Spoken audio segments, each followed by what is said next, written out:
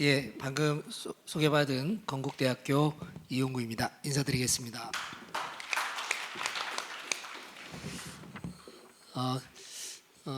마지막까지 남아 계신 분들이 진정한 우리 축산을 알리고 싶어 하시는 분들인 것 같습니다. 정말 정예 멤버만 남으셨기 때문에 또 열띤 토론이 있을 것 같습니다. 저도 이제 최현재 교수님을 모시고 10여 년 동안 축산 발효관리 연구회를 운영위원장으로서 같이 옆에서 우리 회장님이 하시는 일들 보면서 꼭 필요한 일임에도 불구하고 정말 저 축산 관련된 여러 부처 또는 생산자 단체가 함께 같이 가지 못하고 있다는 느낌을 좀 계속 받고 있습니다. 그것은 이제 우리가 조금 더 우리 축산에 대한 그 애착, 또 우리 축산이 우리나라에 있어서 식량 안보 또는 여러 가지 측면에서 중요한 산업임을 우리 자신들조차도 인식을 제대로 못하고 있지 않나 하는 느낌을 저는 솔직히 받게 되었습니다. 하지만 이제 10년 동안 지나면서 이러한 그 활동들이 정말 무의미한 시간 아니었다 하는 것들은 점점 이제 소비자들이 축산에 대한 인식들이 개선되고 있다는 것을 저도 피부로 많이 인식하고 있습니다. 그래서 축산에 대한 그런 인식들을 우리가 다시금 제고한 측면에서 근본 10주년은 또 남다른 의미가 있지 않을까 생각을 가지고 있고, 오늘 세 분의 열띤 그 강의를 통하여서 또 좋은 토론자님들께서 좋은 말씀과 함께 또 질의를 해주셔서 추가적인 가치를 조금 상승시켰으면 좋겠다 하는 바람을 가지고 있습니다. 오늘 그 지정 토론자로는 크게 5분을 모시게 되었습니다. 각계 가층에서 나름대로 우리 축산을 깊이 고민하시고 또 축산의 발전을 위해서 노력하신 분들이 지정 토론자로서 오늘 참여해 주시겠습니다. 간단히 그 소개를 드리도록 하겠습니다. 먼저 농림축산식품부의 축산경영과 이재승 사무관님께서 참석해 주셨습니다. 다음은 한국동물보건의료정책연구원의 김태용 원장님이 참석해 주셨습니다.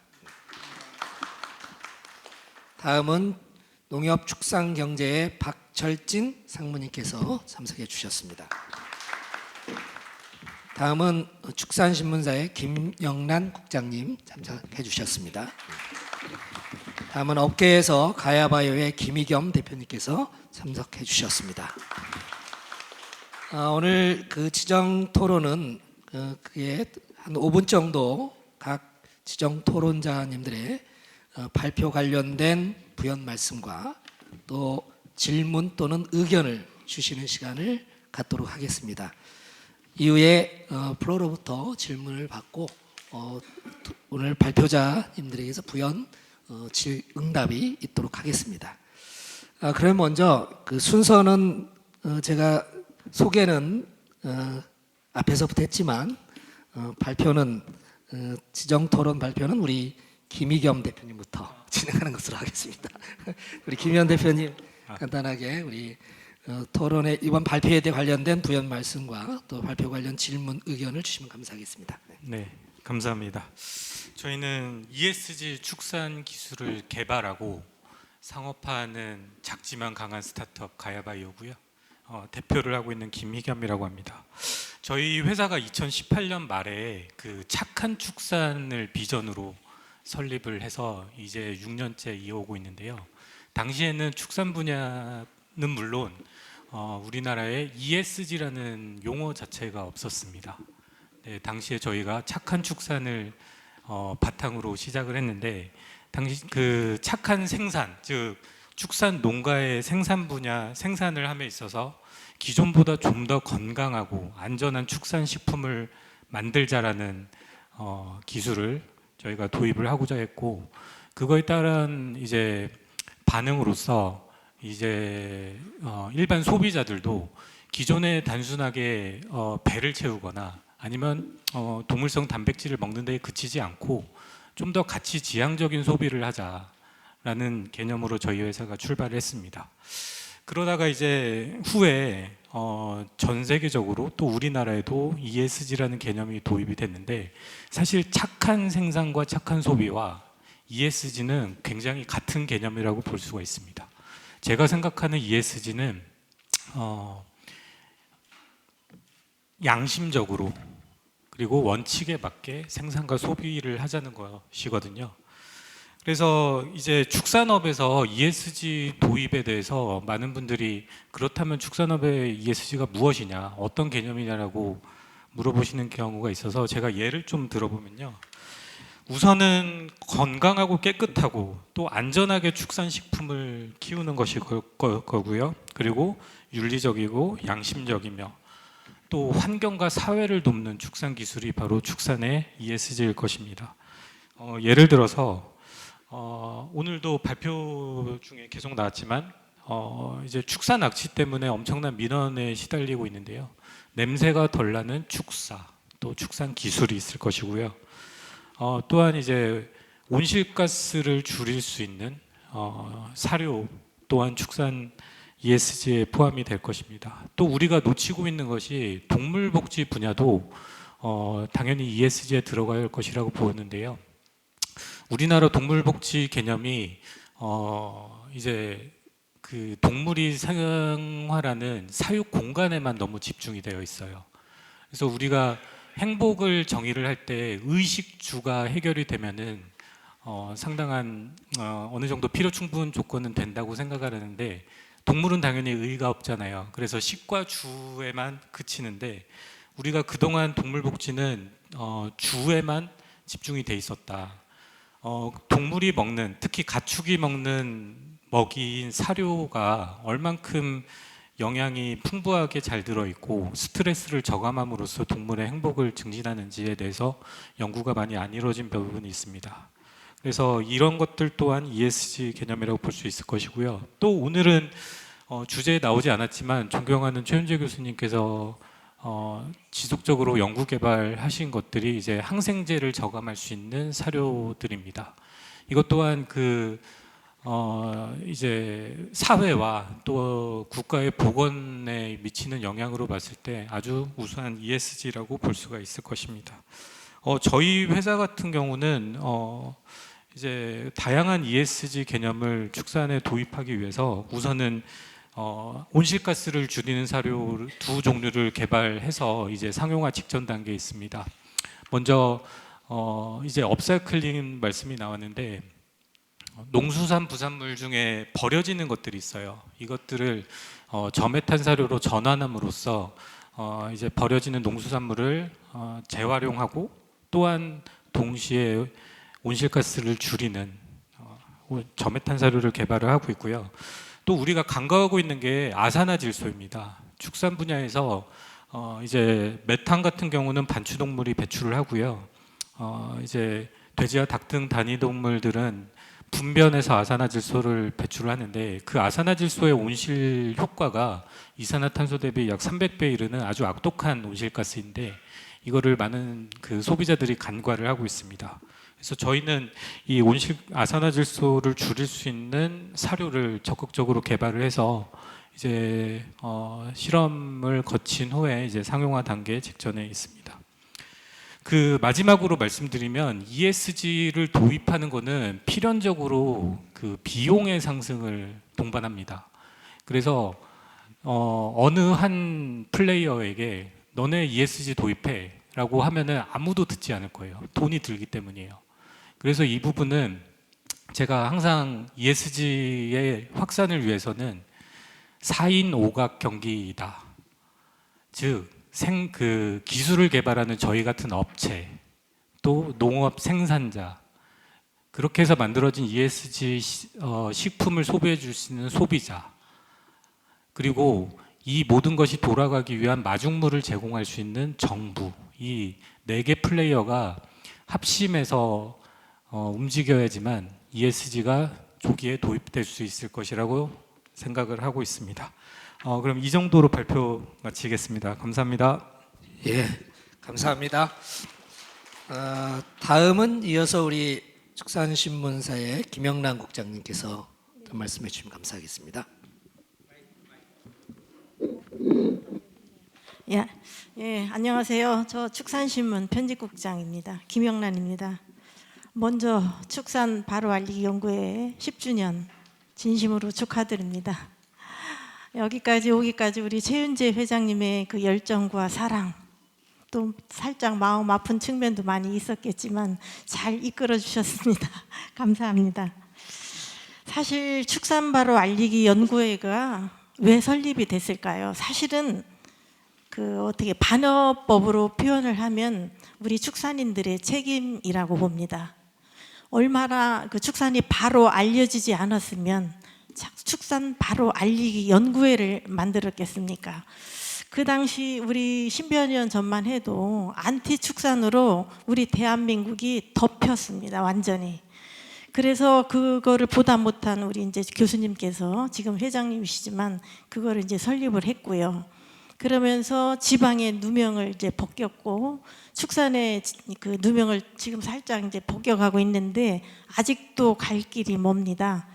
그러면 우리는 지금 어떻게 해야 될까요? 저는 오늘 한 가지 제안을 하려고 합니다. 그게 뭐냐면 우리는 지금 삼겹살데이, 사슴데이, 유구데이, 뭐 한우데이, 한돈데이, 뭐 데이 마케팅은 다달이 있습니다.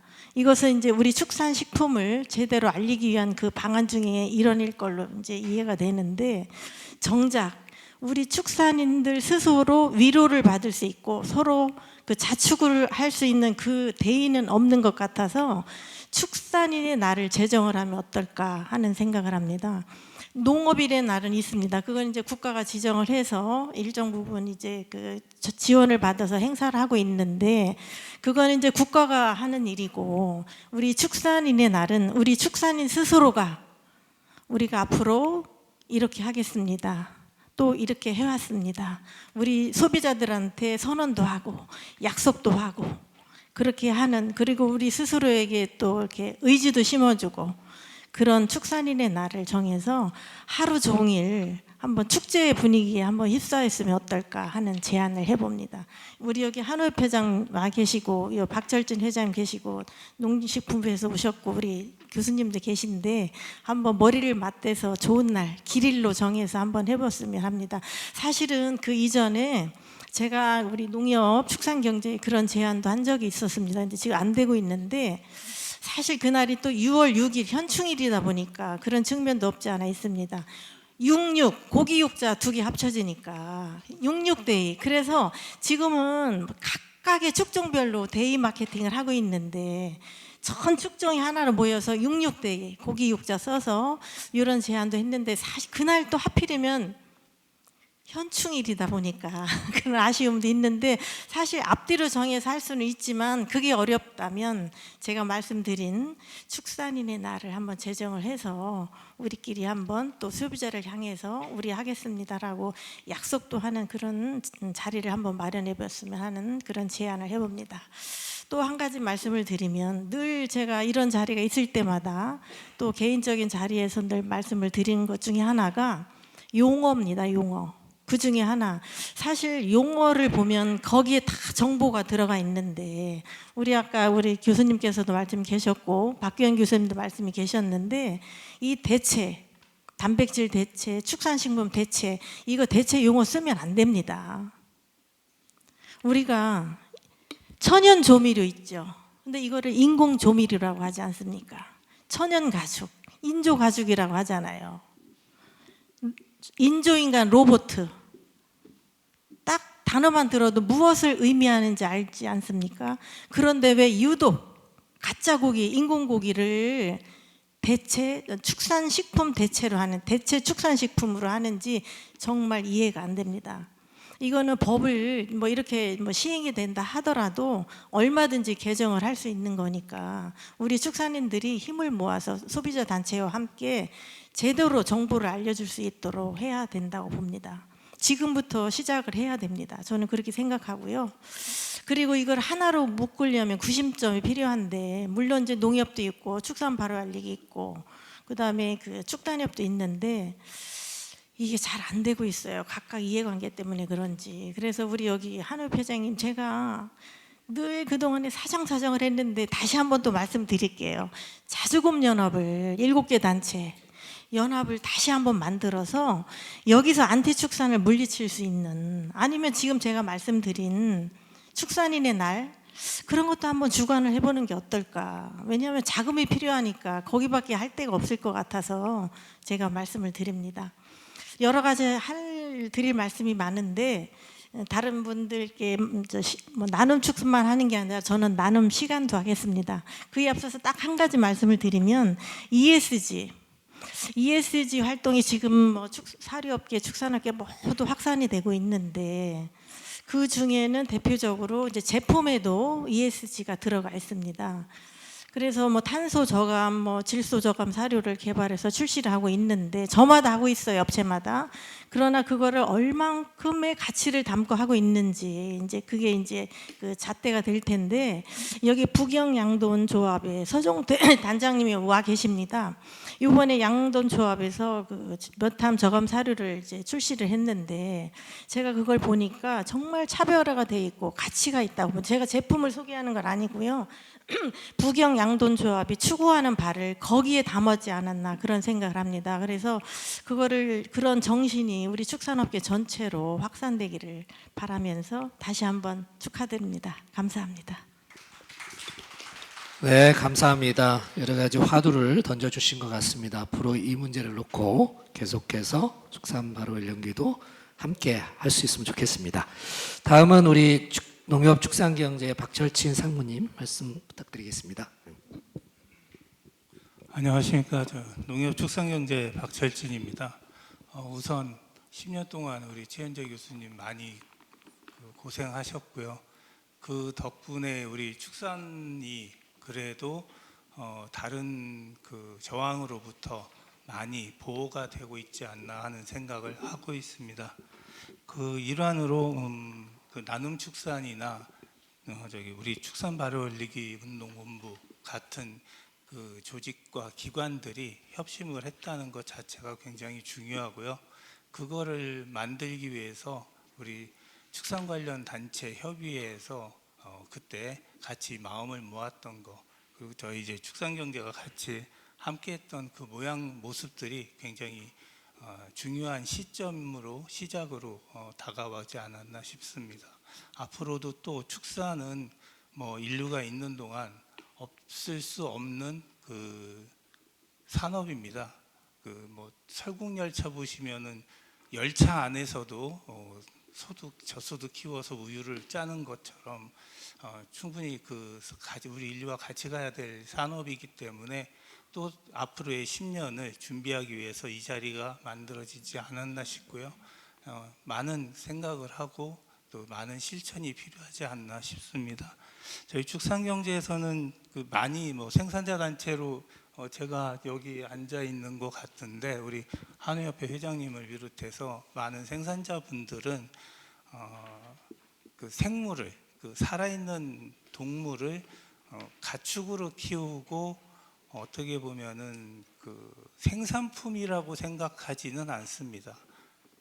같이 키우고 밥을 먹이고 만지고 하고 있기 때문에 그게 가장 중심이 돼서 앞으로 그 앞전에 먹는 거 농우사료나 조사료, 그 다음에 뭐 첨가제, 비타민제, 영양제, 그리고 그거를 만들기 위해서 또 그 앞에서 수입해오는 모양들, 그리고 그 생물들이 어쩔 수 없이 우리 인류를 위해서 인간을 위해서 죽지만 죽을 때에 어떻게 하면 고통 없이 죽일 수 있을까에 대한 고민들, 그리고 유통 단계에서의 안전성이나 투명성 등을 쭉 고민을 하고 있고요. 특히 지금 화두가 되고 있는 탄소나 그 퇴비 문제에 있어서 어떻게 하면 탄소를 좀 더 줄일 수 있는 그 사료 등을 개발을 할까 많이 고민을 하고 있습니다. 그래서 뭐 북영양돈 같은 경우에도 탄소 저감 사료를 만들고 있고 저희도 농협사료에서도 지금 준비를 하고 있고요.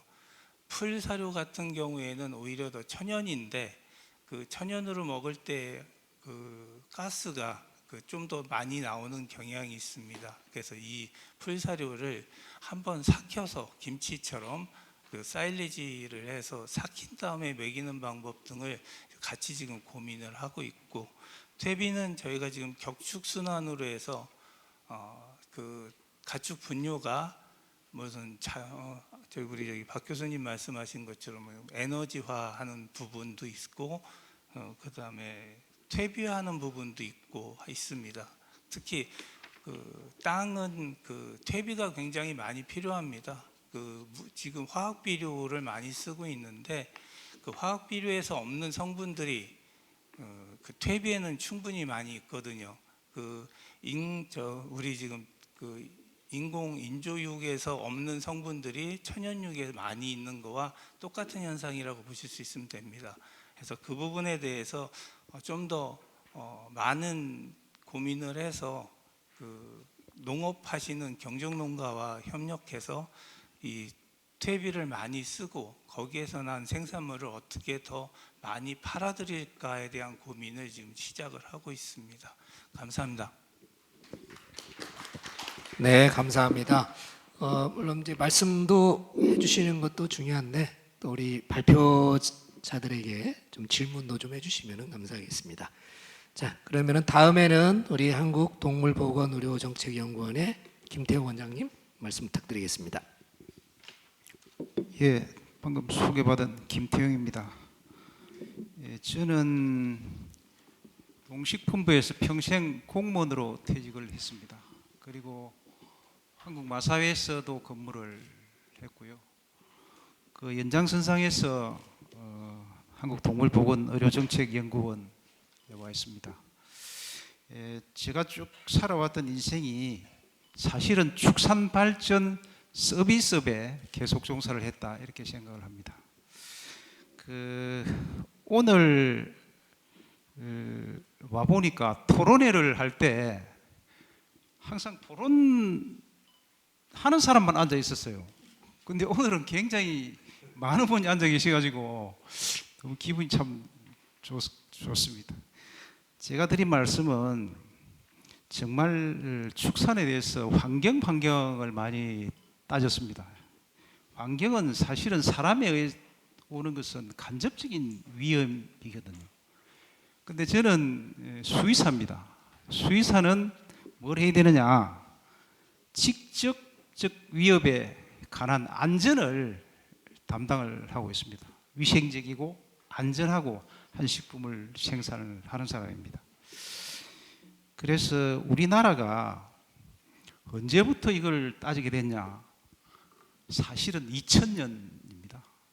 무역 자유화가 그때부터 됐거든요. 그 전에는 질병도 들어오지 않았습니다. 우리 사람 사스, 메르스 이거는 물론이거니와 동물에도 질병이 전혀 없었습니다. 그때는 탄저하고 브루셀라 정도만 있을 정도거든요. 그러니까 이제 별로 할 일이 없었어요. 무역 자유화가 안 됐으니까 들어올 것도 없고 나갈 것도 없었거든요. 그런데 지금은 24시간 내에 모든 질병이 전 세계를 돌고 있습니다. 우리나라에서 무역하는 양이 어마어마합니다. 컨테이너에 실려서 안 그러면 비행기에 사람에 따라서 그냥 24시간 내에 들어오는 체제가 되어 있단 말이죠. 그럼 이 들어오는 체제를 막을 수 있느냐? 사실은 불가합니다. 그럼 어떻게 그럼 다스려야 되냐? 우리가 관리를 하는 시스템을 만들어야 된다 하는 건데 이때까지는 관리를 하는 시스템이 없었어요. 사스, 메르스 때도 그랬고 우리가 처음에 구제액 들어오고 할 때도 굉장히 당황했습니다. 우리 구제액 300만 불을 묻을 때 한국에서 300만 불을 묻은데 전 세계 고기값이 올라갔습니다. 1% 모자라면 가격은 10% 오릅니다. 그러니까 얼마나 중요하냐. 근데 이제 그걸 겪으면서 우리 축산이 하루아침에 그냥 일치월창하게 발전을 한 겁니다. 그게 이제 유럽 강우병, 미국, 카나다 강우병이 발생을 하면서 수입이 끊어졌어요. 근데 한국이 그 전에도 50%의 축산물을 수입해야 되는데 그걸 어디서 메꿉니까? 그때부터 그냥 소, 돼지, 닭을 어마어마하게 키우기 시작했는데 축산이 없어가지고 다 무가 축사로 그냥 키웠거든요. 그때부터 이제 질병 관리가 안 되는 겁니다. 그래서 그 표를 보시면은 81페이지 보시면은 우리가 얼마나 대규모로 축산이 발전했나 2000년대 이후로. 그러니까 부자가 된 사람은 어마어마하게 부자가 됐고, 교수님은 잘 아시잖아요. 부자가 누구누구가 됐는지 나도 다 알고 있습니다. 그런데 이거를 관리를 하는 게 너무 힘들었어요. 그때부터 이제 질병은 수의사만 관리를 하는 게 아니다. 사계절이 있는 우리나라가 축사를 어떻게 지어야 되고, 또 건축가도 와서 축사를 짓는데 뭐 해야 되는데, 우리는 전부 축산인들이 그냥 마음대로 지어서 하니까 이게 안 되고, 우리나라는 국토가 또 팽팽하지 않습니다. 그 아무 때나 생긴 국토에 축사를 지으니까 바람, 소통 관계 이런 게 절대 안 돼서 질병이 막을 수가 없었어요.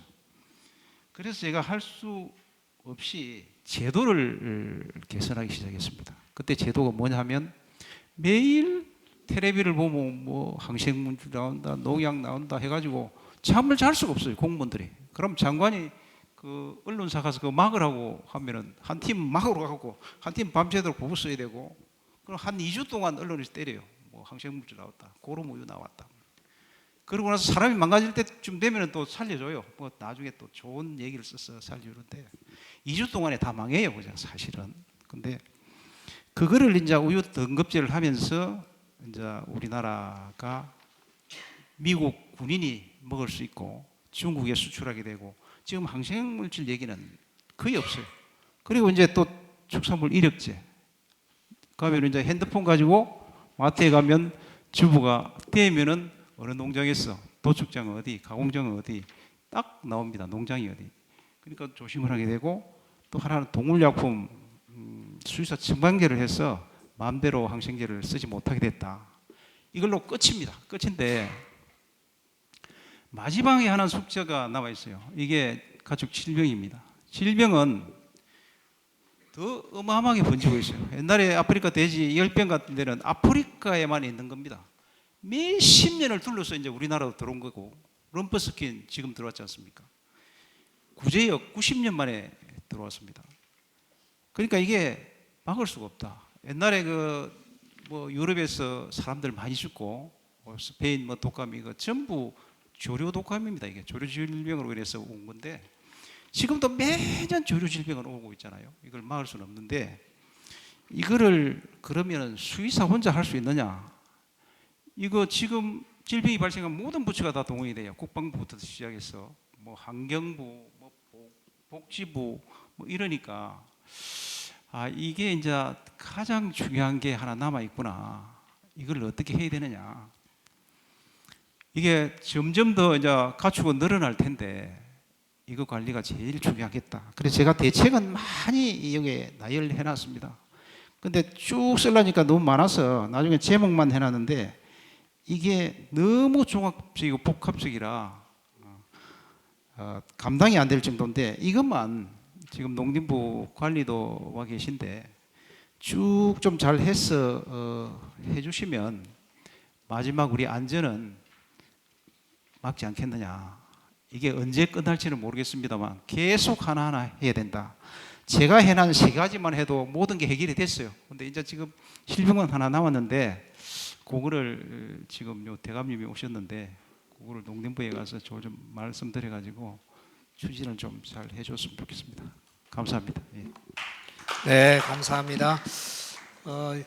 제가 이제 그 소개하는 순서를 반대로 했던 이유는 역시 모든 그 정책 입안과 또 수립에 있어서 농식품부의 역할이 정말 중요할 것 같습니다. 그래서 여러 우리 지정 토론자 분들의 말씀을 종합해서 또 우리 정부의 입장의 측면에서 우리 이재승 사무관님께서 마지막 지정 토론 부탁드리겠습니다. 예, 안녕하십니까. 저 축산경영과 이재승 사무관입니다. 예, 먼저 토론에 앞서 축산 여기 바로 알리기 연구의 10주년 진심으로 축하드리고, 그동안 최윤재 교수님 고생 많으셨다는 말씀 먼저 드리고 싶습니다. 그리고 앞서 이게 3분의 강연자분 강연해 주셨는데요, 수고하셨다는 말씀도 드리고 싶습니다. 오늘 그 강연 주제에 대해서 몇 가지 좀 말씀을 드리겠습니다. 먼저 그 세포 배양 인조 축산물, 그리고 우리 축산 부분의 탄소 중립 이슈, 그다음에 ESG 축산 이런 것도 요즘 최근 트렌드로 이렇게 확산되고 있는 이유는 그 이면에 축산에 대한 부정적 인식이 자리 잡고 있다고 생각이 됩니다. 이러한 축산에 대한 부정적인 인식은 그 축산물에 대한 잘못된 정보라든지 축산업에 대한 오해에서 비롯된 경우가 많습니다. 이런 상황에서 축산업에 대한 올바른 그리고 정확한 정보를 제공하기 위해 노력하고 있는 우리 축산 바로 알리기 연구회의 역할이 축산에 대한 부정적 인식을 전환하는 데 매우 중요한 이렇게 생각을 하고 있습니다.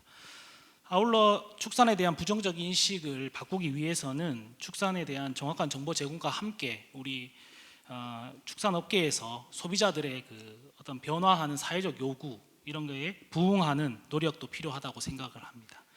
앞으로 그 인구 감소라든지 그 경제 성장 둔화 그리고 기후 변화, 대체 식품의 증가 등이 우리 축산업계의 지속 가능한 성장을 가로막는 걸림돌로 작용할 걸로 전망되고 있습니다.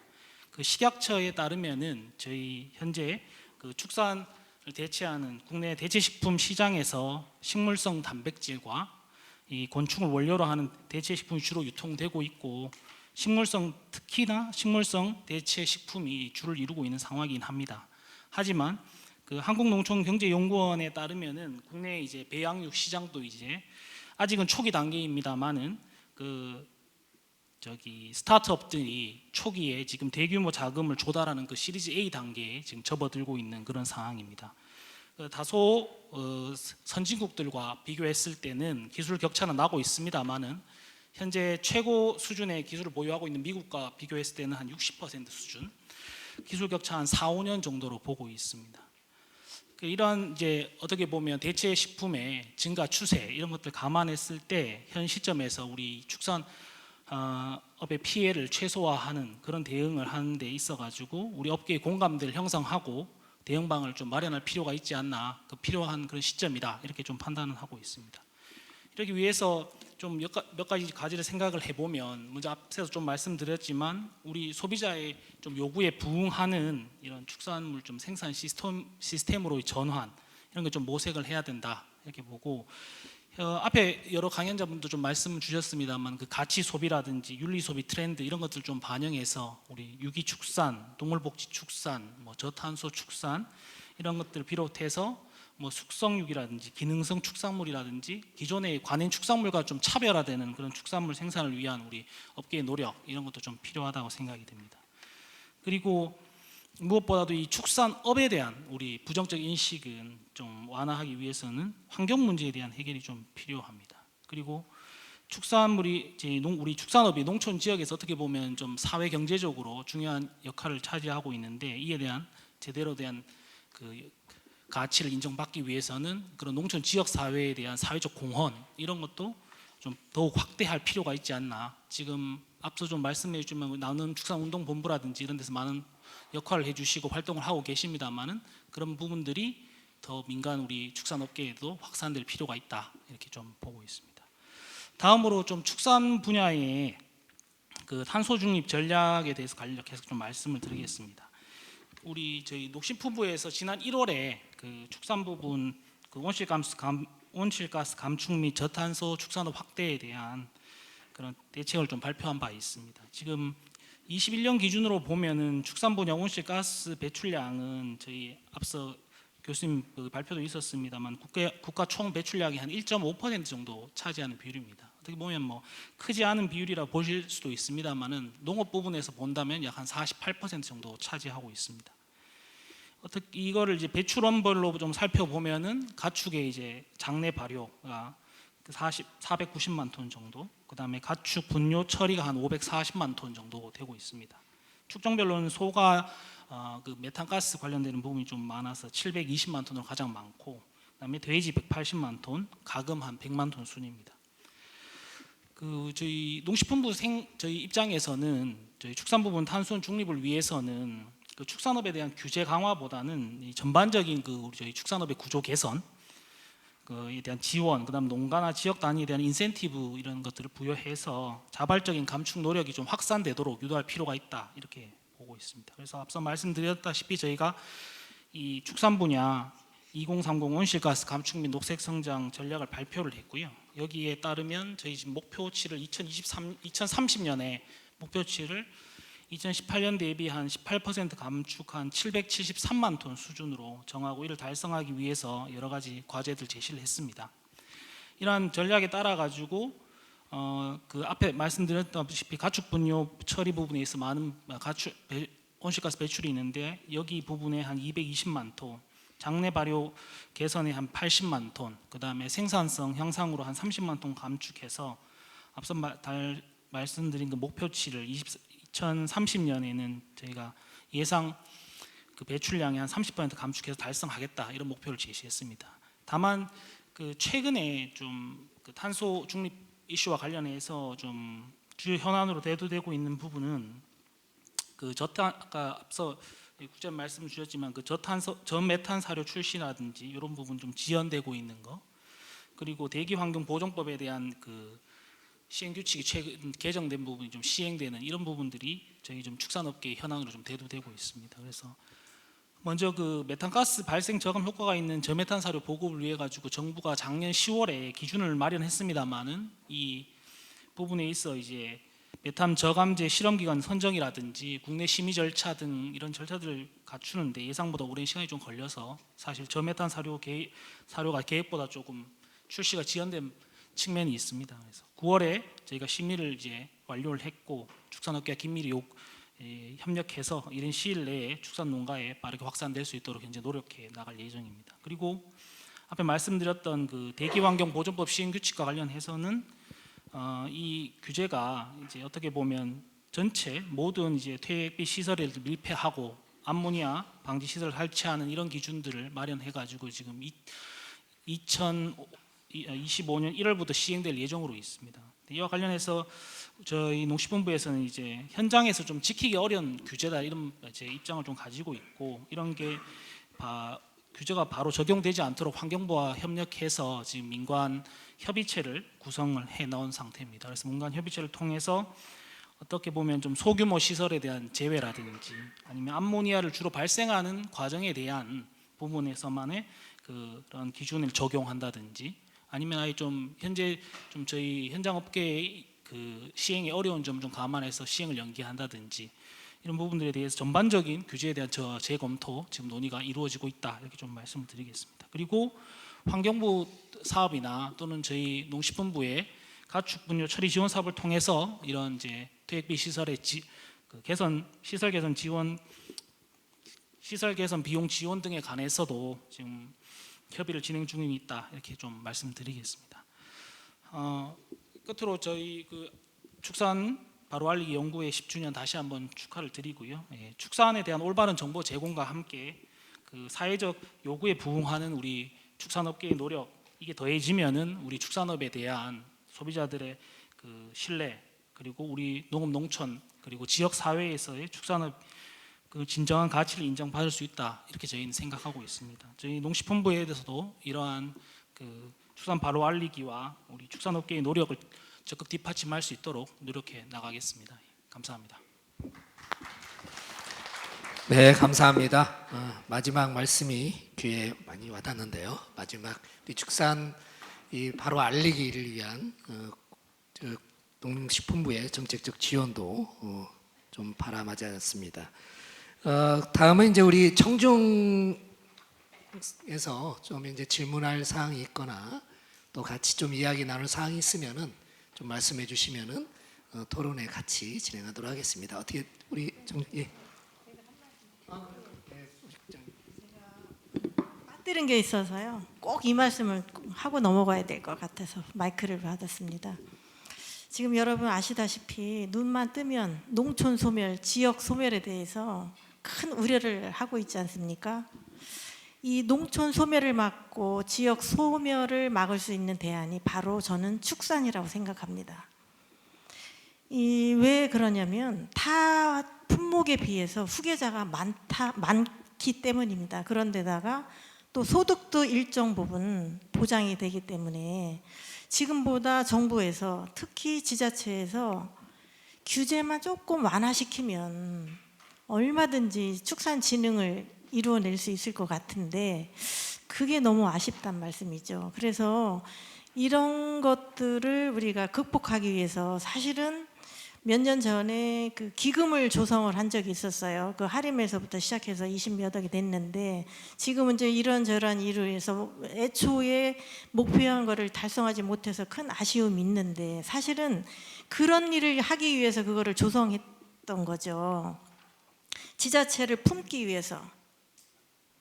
지자체를 품지 않으면 우리 축산을 더 이상 발전할 수가 없다. 이런 큰 우려 때문에 시작을 했는데 그건 이미 이제 과거 얘기가 됐기 때문에 더 이상 뭐 말할 수는 없는 일이고 이제부터라도 우리 축산이 농업 농촌을 살리고 지역 소멸을 막기 위해서 우리가 어떻게 해야 되나 그거를 지금 대명제를 깔고 특히 이제 그동안은 축산 바로 알리기 연구회를 했다면 지금은 이제 농촌 소멸을 막는 그 일에 조금 더 과제를 추가를 해서 나눔 축산하고 함께 좀 했으면 합니다. 이상입니다. 네, 감사합니다.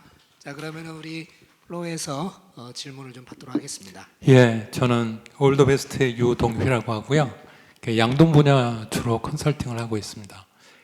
제가 우선 최현지 교수님, 회장님 정말로 10년 동안 돈 한 푼도 생기지 않는 일에 이렇게 헌신해 주셔서 또 이 과정을 통해서 축산인으로서의 자긍심을 갖게 해준 데 대해서 진심으로 감사를 드립니다. 저는 이제 덴마크하고 한 30년 동안 덴마크 양돈하고 30년 동안 했는데 유럽에서도 계속 성장하는 국가는 덴마크가 유일하게 계속 성장을 하고 있습니다. 제가 가장 충격을 받았던 점은 뭐냐면 축산의 자료를 딱 이렇게 치면 뭐라고 시작하냐면 가축 분뇨는 자원이고 자원적 측면과 오염적 측면이 있다. 그래서 제가 가장 놀란 게 뭐냐면 전국에 있는 유럽 전체에 그 인과 질소의 농축도를 이렇게 맵이 나와 있더라고요. 그럼 한국에 그러면 우리가 분뇨가 자원에 있을 게 부족한가 한번 생각을 한번 해보세요. 그 산에 지금 놀고 있는 산이라 이런 데에 가축 분뇨는 질소인뿐만 아니라 각종 미네랄과 그 다음에 그 안에 있는 토지 안에 있는 생명체들을 굉장히 활성화하는 역할을 합니다. 이거는 화학 비료가 도저히 될 수 없는 분야예요. 제가 축산 분뇨가 바다에 간다 이렇게 굉장히 마음이 아팠는데요.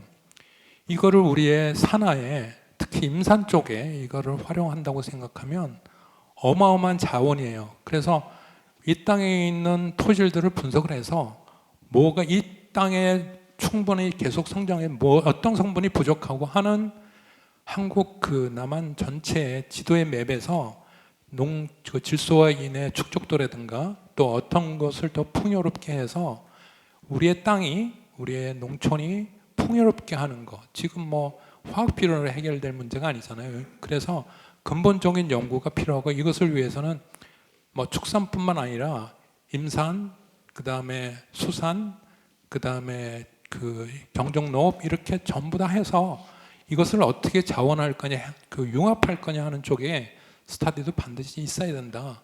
그래야지 계속 성장하고 풍요로운 축산이 가져가지 않겠느냐 이런 생각이 들어서 말씀을 전했습니다. 그래서 이 분야는 제가 오늘 우리 박규현 교수님 강의에 진짜 감사를 드리고 대단히 많은 도움을 받았습니다. 그래서 교수님을 중심으로 하던 이런 부분에서 자원에 대한 부분에 대해서 좀 더 연구가 하고 같이 협력을 할 필요가 있지 않나 이상입니다. 네, 감사합니다. 좋은 부연 말씀 감사드립니다. 다른 또 질문 사항이 있을까요? 회장님? 네, 회장님.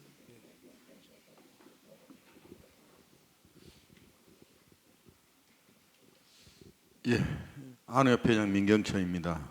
오늘 축산물 바로 알리기 10주년 우리 했던 우리 최원재 교수님 또 축산학회 우리 교수님들께 진심으로 감사를 드립니다. 이제 저는 이제 또 항상 이런 발언대에 나오면 우리 학회나 정부나 이게 많은 이야기들을 합니다. 제가 얼마 전에 우연찮게 신문을 봤는데 일본은 음식물을 처리하기 위해서 돼지를 키운다는 그 일본의 농무성의 그 장관이 되신 분이 그런 이야기를 해서 그렇구나. 그런데 우리나라는 돼지에다 음식물 쓰레기를 먹인 게 불법으로 되어 있고 법적으로 제도가 되지도 않고 근거도 없는 이야기들을 학문적으로 누가 이야기하면 그게 법이냐 정부는 따라서 또 그렇게 발표를 하고 이렇게 되는 것 아닙니까? 참 제가 답답하는 게 아까 우리 전부 다 축산학을 다 공부하신 분이고 전문가들이시지만 그렇습니다. 저희들이 지금까지 메탄올가스 발생 소가하는 것은 맞습니다.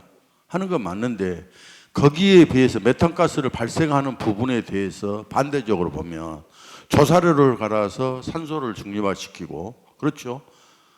우리가 중국의 그 사막에다 가서 나무 심고 했던 게 뭡니까? 황사 현상을 막기 위해서 우리가 했던 겨울철에 동계철에 우리가 조사료를 감으로써 그런 황사 현상을 얼마나 방지하고 축산 농가들이 또 역학적으로 보면 우리 아까 이용구 교수님하고 잠깐 제가 말씀드렸지만 조사료를 갈아서 탄소를 땅에 벼가 뿌리를 내는 거 98cm만 못 내리지만 우리 조사료는 1m 20 정도 해서 탄소 도장을 해서 저 밑에 있는 끄집어내서 우리 사람에게 이로운 물질을 준 것 아닙니까? 이런 것에 대해서는 관례적으로 축산이 범법자에는 되는 마냥 이렇게 하면서 이런 좋은 물질을 생산하는 데서는 아무런 축산 농가가 뭐 그런 것은 안 되는 것 같아서 제가 우리 이 교수님한테도 과거에 저희들 자조금에 영역할 때도 항상 그런 이야기를 했는데 앞으로라도 이런 게 정말 축산 농가가 하는 건 맞다고 저희도 인정을 합니다. 그러면 역으로 정말 우리 국민에게 먹거리하고 아까도 우리 교수님들 중에서 우리 연구하신 쪽에서도 말씀드리지만 정말 그러면 제가 밀감을 먹었어요. 예를 들자면 밀감을 하나를 예를 들어 밀감을 먹었는데 밀감 껍질을 사료화 안 하고 밖에다 버렸을 때 거기에서 토양에 그냥 버렸을 때 메탄올가스가 많이 발생을 할까요? 아니면 소가 그걸 먹어서 발생하는 게 많이 발생을 할까요? 이런 게 좀 부족하는 부분도 있더라. 제가 이제 그런 부분도 알려지지 않는 부분이기 때문에 하고 저희들도 이제 우리 김태용 원장님께 한 가지만 저희들이 말씀드리겠습니다. 무슨 맞습니다. 지금 구제역이나 뭐 럼키스나 이해관계 되는 것이 많은데 저희들 농가로서도 한계가 있는 것 아닙니까, 교수님이? 박사. 왜 그러냐면 아까 뭐 우리 김태호 원장님께서 말씀하셨지만 어제 예를 들자면 유럽 쪽에서 발생됐던 병들이 오늘 대한민국으로 바로 들어옵니다. 이게 간염에 대해서 경로도 좋지 않고 우리 축산 농가들이 범법자인 양 막 이렇게 돼가고 있거든요. 어떻게 보면 그렇지 않습니까? 저희도 축산 농가도 정말 합니다. 미생물도 먹이고 거기에 따라서 건강하게 해야 균도 이겨낸다는 그런 생각으로 구제역 백신 뭐 1년에 백신을 보통 4번, 5번 넣습니다. 우리 축산 농가들 죽을 지경이겠죠. 그렇죠. 그냥 말로는 소라운데 1년에 보십시오. 구제역 백신 2번, 럼키스 1번, 송아지 설사 뭐 이런 걸 다 백신을 절을 하면 어미가 1년에 5번 정도 백신을 맞습니다.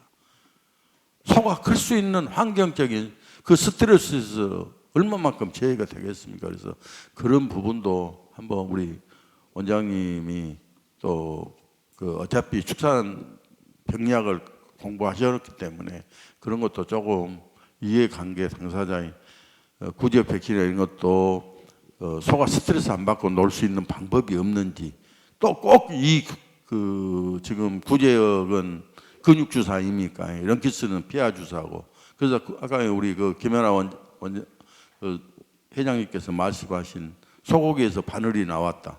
모침 주사기로 하면서 예를 들자면 저희들이 모침 주사기 사용하는 것과 일반 침으로 사용하는 것 계산해 보니까요, 어마어마한 자원이 되더라고요. 또 그게 환경에 오염이 되더라고요. 그래서 그런 부분도 좀 한번 같이 공유했으면 하는 생각에서 여러 가지 질문을 드렸습니다. 회장님 말씀 감사합니다. 다른 회장님들은 다 가셨는데 마지막까지 앉아 계셔가지고 제가 명함을 드렸거든요. 처음 뵀는데 존경스럽습니다. 진짜 마지막까지 이렇게, 회장님은 장관급이거든요. 청와대 나온 데는 들어갈 수 있고 장관실에 가도 우리한테 허가 안 받고 들어갈 수 있는 권한을 가진 회장님이 진짜 좋은 말씀 감사합니다. 내가 오늘 사실 박 교수님 강의를 듣고 나도 축산 배수라든지 이런 데 대해서 상당히 문제가 있구나 이렇게 생각을 했는데 오늘 들어보니까 아무 문제가 없어요. 예? 예, 아무 문제가 없고 진짜 말씀하셨다시피 뭐 폐기물을 먹어서 이렇게 배출하는 게 썩는 것보다 더 낫다 하는 걸 듣고 아, 예, 이론은 만들기 나름이구나 하는 생각이 드는데 아, 이론이 맞다 하는 생각이 듭니다. 이제 아까 질병 관련해서 저도 현직에 있을 때 뭐 국장이랍시고 와가지고 이런데 와서 축사를 한다고 써와가지고 읽고 갑니다. 그걸 듣는 사람이 지금 생각이, 내가 저기 앉아서 들어보니까 요 축사하는 사람 말이 들리지가 않아요. 무슨 소리 하는지도 모르겠고 그냥 검토하겠습니다 이렇게 하고 갑니다. 저는 그런데도 남아서 다 적어서 원하는 거는 전부 다 해줬어요. 나는 그 김영남 국장님 잘 알아요. 저를 나는 민원이 들어오면 100% 해결해줘요. 법을 바꿔서. 그런데 이제 앉아 있어 보니까 뭐 어디서 높은 사람이 와가지고 하고 가는데 검토하겠습니다는 얘기는 그거는 그러니까 계속 질의를 하면 바로바로 그 자리에서 이거는 언제까지 하겠습니다 이렇게 하고 가야 되는 거예요 사실은. 근데 그게 쉽지는 않거든요 공무원이. 그 이제 질병 관계는 그래요. 지금 우리나라 선진국인데도 폐병을 아직 해결을 못했어요. 우리 맨날 아침에 한번 목욕하고 저녁에 가서 목욕하고 옷 매일 갈아입고 하는데도 안 되는 거예요. 근데 지금 축사를 가보면 똥오줌에 그냥 돼지 축사를 가보면 가스 때문에 들어갈 수가 없어요. 거기 이제 살아라 하면서 그것도 한 명 한 명 사는 게 아니야. 여러 수십 마리를 놔놓고 질병이 없겠다. 이거는 있을 수 없는 얘기예요. 근데 이제 내가 옛날에 장관님하고도 많이 싸웠어요. 왜냐하면 질병이 생기면 수의사를 불러다가 내가 과장일 때 올라가서 엄청나게 터져요. 내가 연구를 했어요. 연구를 해서 우리나라 산악지역이니까 산이 이렇게 생긴데 축사가 있어요. 다른 데 다 축산해서 돈을 어마어마하게 버는데 이건 망해요. 가서 촛불을 켜고 딱 불을 켜보면 공기가 안 통해요. 이 평지에 지난 데는 훅훅 지나가면서 공기가 잘 되면 마르가 있어. 항상 거기는 습기가 차 있어요. 이런 데서 축사는 절대 안 된다. 그 보고서를 써서 했어요. 그래서 이런 거는 수의사가 되는 게 아니야. 축사를 지을 때 건축가, 축산직, 수의사, 기상청도 와서 종합적으로 해야 돼. 그리고 뭐 예를 들어서 아시아 같은 데는 여름이에요. 여름에 맞는 축사만 지어놓으면 돼요. 우리는 사계절이 있어요. 어떻게 해야 됩니까? 이거를 그때 병행을 시킵니까? 불가능하거든요. 그래서 우리나라 축산이 어렵겠다. 그러면서도 2000년도에 강우병이 생기는 바람에 우리나라가 그냥 국가도 인정해 줄 수 밖에 없었어. 무화과 축사를. 왜냐하면 먹여 살려야 되는데 국민한테 단백질을 공급해야 되는데 그게 안 되잖아요. 일시적으로. 그래서 통계를 보면요. 엄청나게 넓은 닭, 돼지. 소는 그래도 크니까 잘 못했지만 돼지, 닭은 어마어마하게 늘었어요. 그리고 전부 옛날에 여러 수십만 가구가 있던 게 몇만 가구로 줄면서 전부 대여가 됐거든요. 그래서 이제 대여가 되는 분들이 돈도 좀 벌고 했으니까 좀 시설도 투자하고 이렇게 해야 되는데 돈 버는 거 생각 안 하고 맨날 죽겠다 소리만 해요. 와서 그럼 지금 외제차 타고 다니고 골프 치러 다니시는 분도 있어요. 그러면서도 맨날 한 달 전에부터 시작해서 손해 가면 손해 간 거예요. 내가 10년 전에 돈을 벌어가 손해 이거를 따지는 게 아니거든요. 그건 맞아요. 그거 맞는 거예요. 내가 해도 그럴 것 같고. 그래서 정부는 우리나라만 예방접종비를 대주고 모든 걸 대주지 다른 나라는 안 대줍니다. 우리나라는 어마어마한 돈을 몇백억 대주고 있잖아요. 그래서 이거라도 잘 놓으면 되는데 또 약을 줘도 안 놔요. 그냥 폐기시키고 안 놓으니까 그럼 누가 잘난 사람만 피해를 가는 거예요. 식물도 농약을 치는 쪽만 있지 안 친 쪽은 벌레가 이쪽으로 오거든요. 지금 그런 상황입니다. 럼피스킨도 마찬가지예요. 지금 럼피스킨 계속 발생하는 게 예방접종 약을 주고 있어요. 주고 있는데 안 놓는다. 그러니까 수의사 동호회가 나와주려니까 예산이 너무 많이 드니까 이제 이런 문제가 있고 그래서 회장님이 말씀하시는 부분은 제가 아까 말씀드렸잖아요. 우리는 공무지만 박봉을 받고 축산발전 서비스업을 했다. 내가 하는 이유고 나도 밤새도록 일했어요. 내가 제일 새벽 2시까지 일을 많이 하고 사는 사람일 거예요. 그런데 최선을 다하고 있습니다. 여기 공무원이 와 계시지만 이제 듣고 가실 거예요 아마. 축사만 써가서 읽지 말고 무조건 하겠다 하는 그런 자세로 일을 해야 되겠다. 공무원도 지금도 그런 자세로 일하고는 있습니다. 예. 네, 회장님 감사합니다. 말씀 충분히 예. 실천하겠습니다. 감사합니다. 아주 또 그 전에 축산국장을 하셨기 때문에 또 여러 가지로 좋은 말씀을 해주셨습니다.